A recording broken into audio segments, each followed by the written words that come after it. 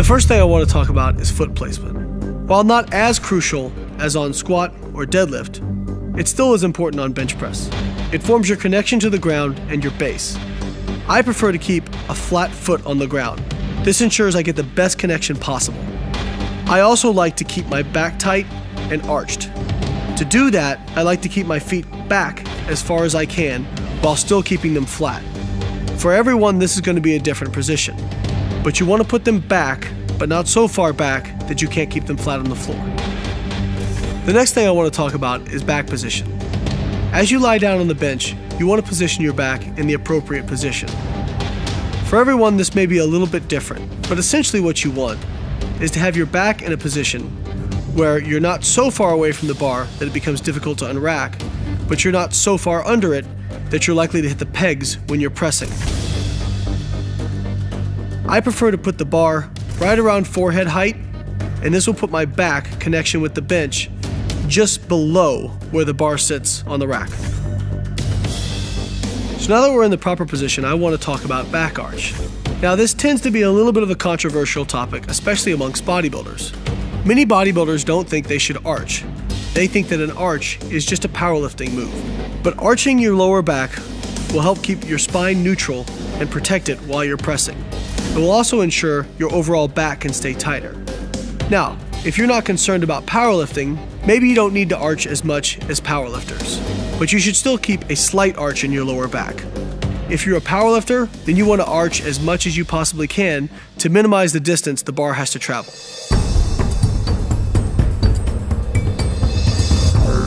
The next thing I want to talk about is gripping the bar. You want to grab it tightly and with authority. This is going to activate your central nervous system and get you ready and cue you to stay tight. You want to put the bar as far down in your hand as you possibly can.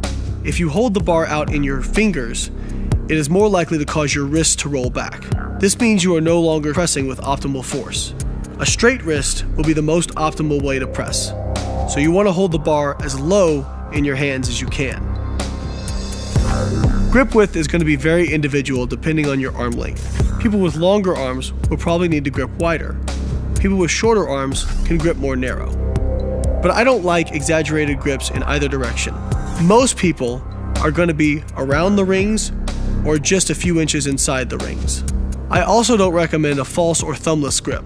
While they may feel better, they are simply more dangerous. I've heard numerous stories of people dropping bars on their chest because they used a thumbless grip. Wrap your thumb around the bar and bench press more safely.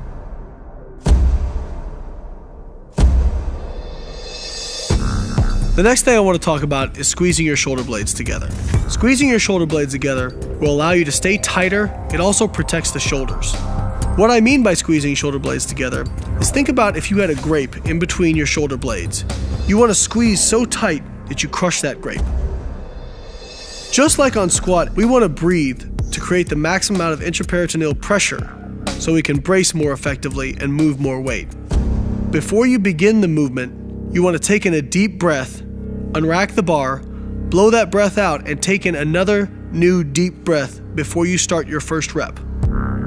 Then you want to hold it and blow out forcefully as you lock out the weight. This will enable you to use more weight more effectively. One step that gets overlooked is unracking the bar. Just like on squat, we want to do this as efficiently as possible and not waste energy. The way I like to think about unracking the bar is not to lift the bar off the uprights, but I want to think about driving my back against the bench so hard that the bar just comes off. You want to take a deep breath, brace, drive your shoulder blades against the bench, and then slowly and in a controlled fashion, pull the bar off the uprights. Now that we've gone through a proper setup on bench press, let's talk execution.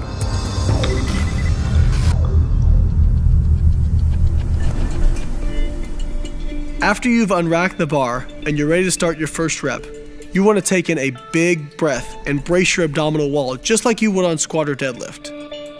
Once you're braced, to initiate lowering the bar, think about trying to bend the bar into a U. This will enable the bar to lower naturally in a good position with your elbows tucked. By thinking about bending the bar, you're going to naturally engage your lats and tuck your elbows. We don't want to flare our elbows excessively on bench press. Tucking your elbows ensures that you'll engage your lats and press in a more safe and efficient manner. Another cue that may work is to protect your armpits. Where you touch the bar on your body is very important, and it's going to be very different depending on how long your arms are and where you grip. One of the most important things for an efficient bench press is to keep your forearm at 90 degrees to the ground. If it moves in either direction, you're going to be losing energy transfer as you press up with the bar. Somebody who has long arms and grips narrow is going to have to touch very low on their body. If somebody has very short arms and grip very wide, they could touch very high and still keep their forearm at 90 degrees to the ground. But as we discussed, I don't recommend extreme grips in either direction. For most people, they're going to hit anywhere from their top ab to their nipple line. Once you've touched the bar to your chest, you want to initiate the upward movement by tightening your glutes and driving your legs in the ground. This may seem like a strange cue, but just like on squat and deadlift, using leg drive is going to enable you to use more weight and stay tighter. Now on bench press, because our feet are not directly under the bar, it's not as important as it is on squats and deadlifts, but we're still trying to get every little bit of efficiency that we can out of our movement. As you start to press up, you want to think about throwing the bar back as you start the lockout process. Remember, we're pressing the bar in an upside down J path. Ideally, we'd have a completely straight bar path, but with most people on bench press, that's not going to be possible. If they do, the bar ends up too far away from you as you lock out and creates extra torque on your shoulders. Now that we've talked about how to do a proper bench press, let's talk about some of the most common mistakes I see when people do the movement. Probably the most common mistake I see is people bouncing the bar off their chest. Not only is this dangerous because of the force you create on your sternum, but it's almost impossible to stay tight and controlled when you're bouncing the bar off your chest. And if you're bouncing it, are you really moving the weight? Another mistake is people don't breathe properly and brace properly. If you're not taking in a big breath before you start and bracing your abdominal wall correctly, it's going to be less safe and you're not going to be able to stay as tight and use as much weight. Another one of the most common mistakes I see is people flaring their elbows. Many people flare their elbows out because they believe this will lead to more chest recruitment. And even if it does, it's still not worth the danger.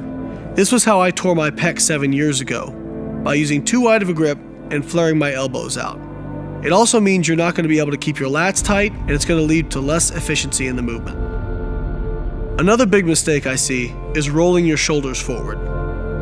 This tends to go hand in hand with flaring elbows out too wide. Many people tend to roll their shoulders forward as they finish the movement, but this is going to make you stay less tight and has a greater chance of leading to some sort of shoulder injury over the course of your lifting career.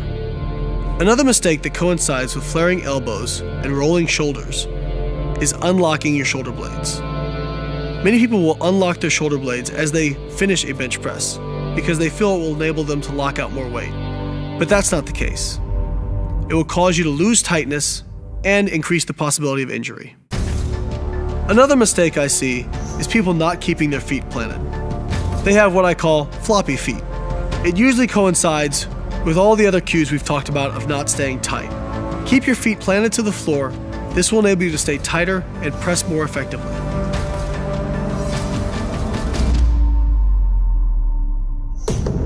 Now you have the tools to bench press effectively and safely. Remember, lifting weights is a skill, just like any other sport, and the more times you do it, the better you will get at that skill. Start out with lightweight, work on your form, build it up over time. Now I know it's a lot to remember. There's a lot of cues when it comes to bench press. So go back and watch this video over and over until it makes more sense. You may pick up more things every time you watch it. Also, I've broken everything down in detail in this article at bodybuilding.com. For more articles and videos from me and other great contributors, keep coming back to bodybuilding.com.